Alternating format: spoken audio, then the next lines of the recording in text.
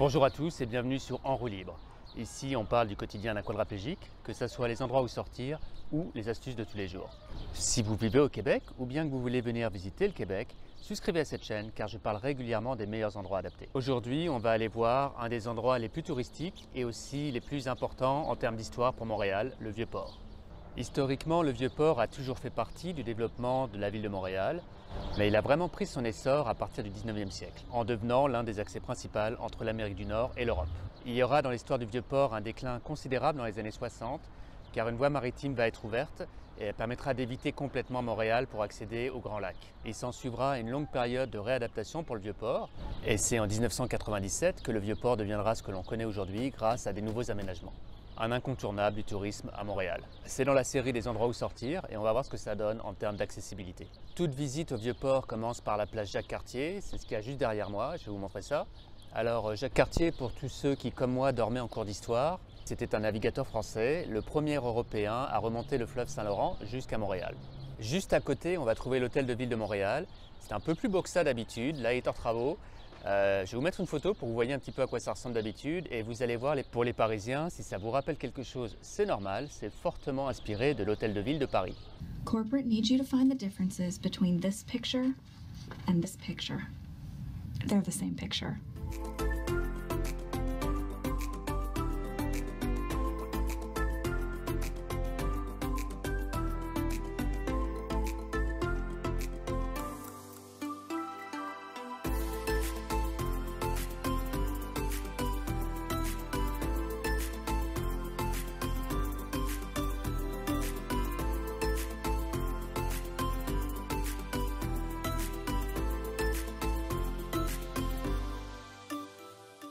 Le bonheur dans le Vieux-Port et dans le Vieux-Montréal en général, c'est les pavés.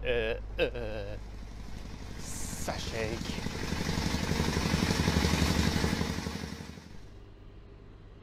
Dans le Vieux-Port, il y a une voie ferrée qui traverse, due à son historique de débarquement des conteneurs et ainsi de suite. Mais un petit conseil, mettez pas vos roues là-dedans.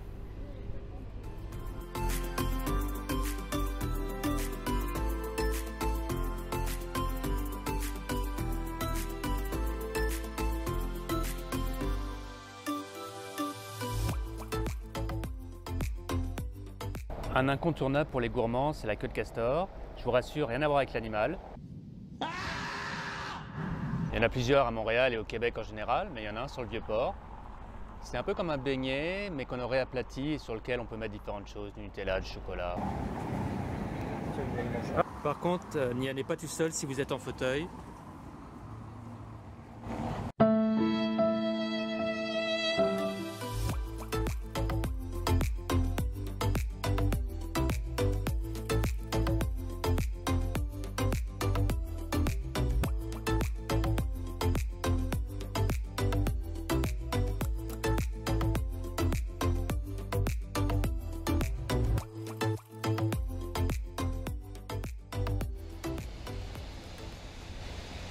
On arrive maintenant sur la grande roue du Vieux-Port de Montréal. Elle a été inaugurée en 2017 à l'occasion des festivités du 375e anniversaire de la ville. Je crois que c'est la plus grande roue au Canada. Puis, si vous voulez qu'on aille voir ça, a priori elle est parfaitement accessible. Donc, ça me tenterait de faire une vidéo là-dessus. N'hésitez pas à laisser un commentaire. Et le petit plan d'eau que vous voyez ici, en hiver, devient une patinoire bien sûr.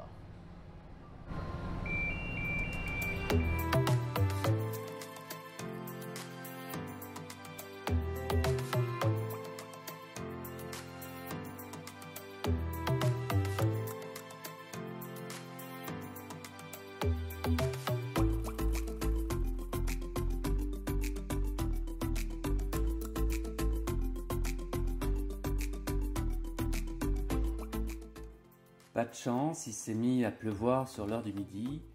Je voulais vous montrer le Poutine Fest qui a lieu chaque année à Montréal, qui cette année se trouvait sur le Vieux-Port. Alors on fait ça vite fait pour pas trop se mouiller. Le Poutine Fest, c'est quoi? C'est un événement où différents chefs, différents restaurants présentent des poutines, toutes plus originales les unes que les autres. De mon côté, j'ai essayé une poutine fusion asiatique au dumpling. Et honnêtement, c'était très bon.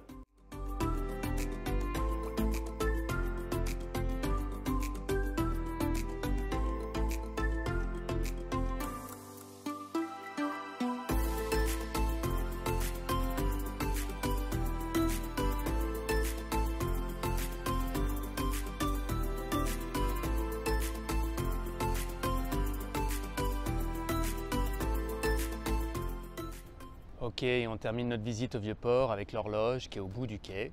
J'espère que cette vidéo vous a plu et que vous avez appris quelque chose. Si vous avez des suggestions de ce que vous aimeriez voir, ou que vous êtes vous-même en fauteuil et que vous connaissez un endroit qui vaudrait la peine d'être visité, laissez-le moi savoir en commentaire et ça fera un sujet pour une autre vidéo. Merci encore de m'avoir regardé jusqu'au bout, n'hésitez pas à vous abonner si ce n'est pas déjà fait et à la prochaine.